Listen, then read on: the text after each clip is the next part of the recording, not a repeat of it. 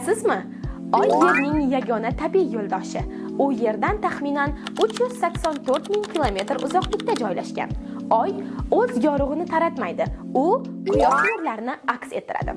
Biz faqat oyning bitta tomonini ko'ramiz, ikkinchisi esa doim yashirin. Bu hodisa sinxron aylanish deb ataladi. Oyda atmosfera yo'q, shu sababli u yerda ovoz tarqamaydi. Oyda tortish kuchi Yerga nisbatan 6 barobar kam. Agar Yerda siz 60 kilogramm bo'lsangiz, oyda atigi 10 kilogramm bo'lib qolasiz. Oy fazalari 29,5 kunlik sikl bilan almashadi. 1969-yilda inson ilk bor oyga qadam qo'ygan. Bu Neil Armstrong edi. Oyda hali ham inson izlari saqlanib qolgan. Ular atmosfera yo'qligi uchun millionlab yillab saqlanib turadi.